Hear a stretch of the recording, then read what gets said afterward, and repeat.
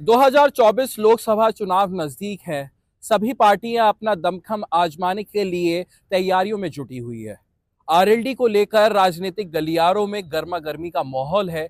RLD की 3 दिन की लगातार एक मैराथन बैठक चली है, जिसमें कई बिंदुओं पर चर्चा की गई। लेकिन इसी बीच समाजवादी पार्टी की ओर से ये बयान आया है कि कांग्रेस को 12 और आरएलडी को 8 सीटें पश्चिमी उत्तर प्रदेश में दी जाएंगी। हमारे साथ आरएलडी के वरिष्ठ नेताएं शामिल हैं, जो इस पूरे जो बयान आए हैं, जो बैठकें हुई है, उस पर चर्चा करेंगे। सबसे पहले बात करते हैं प्रतीक जैन से, सचिव हैं, और फिर उसके बाद बाकी अध्यक्ष भी हमारे साथ हैं। खेल प्रकोष्ठ के युवा सांसद अभी आयोजित की थी जैन चौधरी ने, तो उसमें पूरा भाग दौड़ संभाल रखी थी। बाकी सीनियर भी हैं, सबसे बात करेंगे। प्रतीक जी, सबसे पहले आपसे ही शुरुआत करता हूं और ये सवाल रहेगा कि दिल्ली में जो 3 दिन बैठक हुई है, ट्रेनिंग सेशन इसे कहा गया, जहां तक मेरे को ध्यान है, तो इसमें क्या चीज मोटी मोटी तौर पर निकल के आई है, किन बिंदुओं पर चर्चा की गई है, क्या दिशा दिशा निर्देश मिले हैं? देखिए, चौधरी साहब ने हमें आदेश दिए हैं कि 2024 नज़दीक है। इसी मुद्दे को लेकर हमारी 3 दिन की मीटिंग थी, जिसमें वरिष्ठ नेताओं ने हिस्सा लिया और आपके कार्यकर्ता ने हिस्सा लिया, पदाधिकारियों ने हिस्सा लिया, और आगे 2024 की तैयारी की उन्हें आगाज़ करने के लिए ये मीटिंग थी। उसकी कुछ इंटरनल मीटिंग्स थी जो मैं खुल के भी आपको नहीं बता पाऊंगा, बट आने वाली 2024 की तैयारियां थी। दीपक जी, आप कुछ बता पाएंगे क्या? हाँ, देखिए 2024 की तैयारियां सभी दलों ने कर दी हैं और हमारी इंडिया गठबंधन की जो ये मीटिंग थी, इसमें सीटों के बंटवारों को लेकर हों या इंटरनल जो भी रणनीति बनाई जा रही है, मेन मुद्दा है कि इंडिया गठबंधन बना ही लोकसभा चुनाव के लिए था और 1 to 1 चुनाव भाजपा से कराने की तैयारी इंडिया गठबंधन के सभी घटक दलों ने इस मीटिंग में कहीं ना कहीं वो मुद्दा रहा है। युवा संसद आयोजित हुई है, और क्या इस बैठक में ये भी कोशिश की गई है कि ज़्यादा से ज़्यादा युवाओं को जोड़ा जाए? देखिए, देश में अगर युवा युवा आज की डेट में अगर किसी को पसंद कर रहे हैं तो हमारी राष्ट्रीय लोकदल के राष्ट्रीय अध्यक्ष हैं माननीय जयंत चौधरी जी, क्योंकि देश में ऐसे पहले नेता और पहले ऐसे लोकप्रिय सांसद हैं जो युवाओं की बात करते हैं, युवाओं के मुद्दों की बात करते हैं, खिलाड़ियों की बात करते हैं, खिलाड़ियों के हकों, अधिकारों और सम्मान की बात करते हैं। चाहे वो दिल्ली जंतर मंतर पर जब हमारे ओलंपिक बहन बेटियां अपने अधिकारों को और सम्मान की बात को लेकर, न्याय की मांग को लेकर धरने पर बैठे थे, उनको समर्थन देने वाले सबसे पहले अगर कोई नेता है तो माननीय जयंत चौधरी जी हैं, जिन्होंने एक एक कार्यकर्ता को वहां पर भेजा और खुद भी वहां पर उपस्थित रहे कई बार धरनों पर। और अग्निवीर योजना हो, उसके बारे में अगर किसी ने युवाओं के हकों की बात को अगर किया है, अग्निवीर की जो नाकामियां हैं उसके बारे में अगर किसी ने उठाया है, तो वो पहले नेता जयंत चौधरी हैं। उसी को लेकर युवा संसद आप सबने देखा ही होगा जो अभी हमारी मेरठ में आयोजित हुई थी। कितनी बड़े स्तर पर कई जिलों से 11 जिलों के युवा वहां पर उपस्थित थे। सभी जो है आस लगाए देख रहे हैं कि जयंत चौधरी जी कहीं ना कहीं युवाओं के नेता बनकर उभरे हैं पूरे देश में। क्या 8 सीटों पर जो समाजवादी पार्टी ने कहा है कि 8 सीटें आरएलडी को मिलेंगी, उस पर 8 सीटों पर लड़ने के लिए तैयार है, या अपनी थोड़ी सी डिमांड और बढ़ाएगी आरएलडी? देखिए, ये पार्टी है राष्ट्रीय लोकदल। हम्म। ये चौधरी चरण सिंह जी की पार्टी है, हम्म। चौधरी अजीत सिंह जी की पार्टी है, चौधरी जैन जी इससे मुखिया है। तो आरएलडी की तैयारी तो पूरी 80 सीटों पे है, हम्म। चाहे हम लड़े 15 सीटों पे, हम्म। क्योंकि ये कोई छोटी मोटी पार्टी नहीं है, किसानों की और आम आदमी की पार्टी है।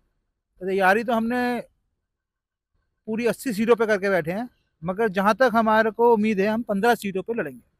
15 सीटों पर लड़ेंगे? जी। अध्यक्ष जी, ऐसा ही है, 15 सीटों पर रहने वाले हैं आप लोग? हाँ बिल्कुल। बाकी तो देखिए शीर्ष नेतृत्व तय करेगा, लेकिन हम 15 सीटों पर हम तैयारी कर रहे हैं। हमें निर्देश जो मिले हैं, हम 15 सीटों पर तैयारी कर रहे हैं। कौन कौन सी सीट रहेंगी वो?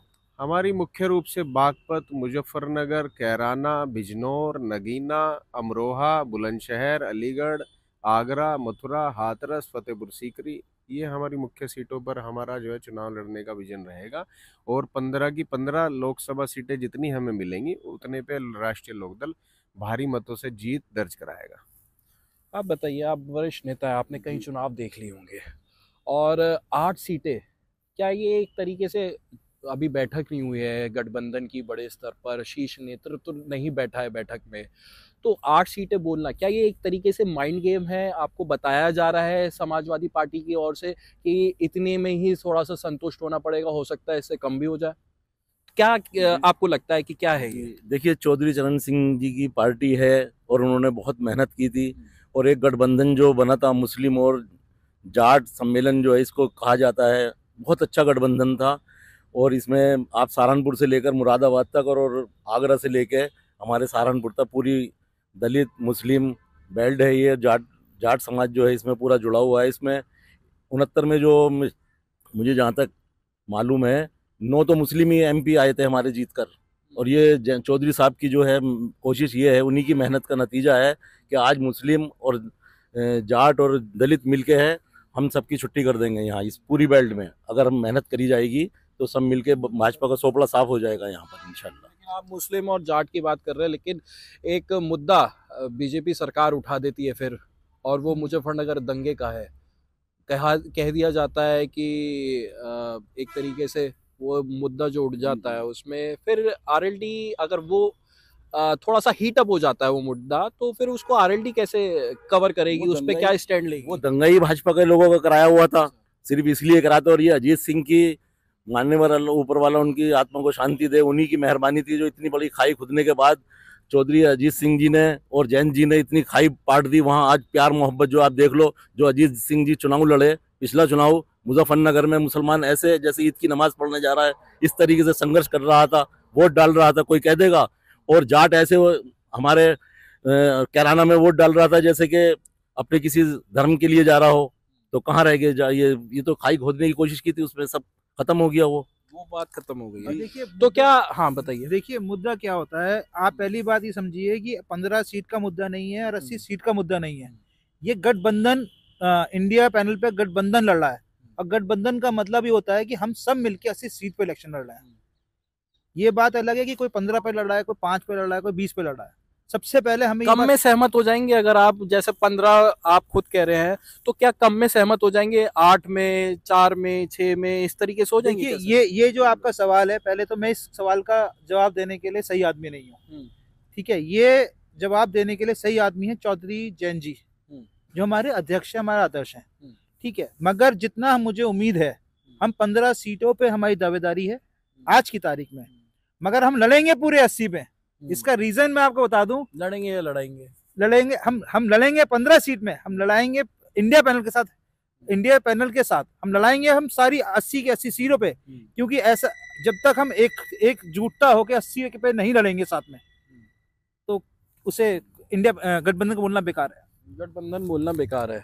तो आप क्या समझते हैं इस चीज को कि जैन जी क्या फैसला लेंगे? क्या और सीटें बढ़ेंगी, 8 से ऊपर होंगी, या फिर अगर मान लीजिए बीएसपी भी आ गए तो हो सकता है कि कम भी हो जाए सीट? ये फिर तो नहीं, 15 सीटों से मुझे नहीं लगता कि हमारे नेता 15 सीटों से नीचे कॉम्प्रोमाइज़ करेंगे। बाकी गठबंधन की अपनी परिस्थितियों के अनुसार कुछ ना कुछ रहती हैं, मजबूरियां भी रहती हैं।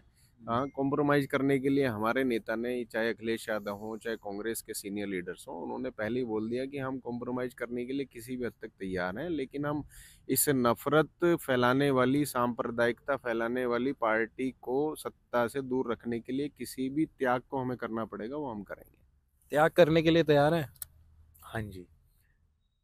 कितनी आपको लगता है कि सीटों पर आरएलडी की दावेदारी मजबूत रहने वाली है? मैक्सिमम 10 रहेगी, 10 to 12 रहेगी मैक्सिमम। Maximum 10 to 12। आपके साथ बैठे हुए 15 कह रहे हैं?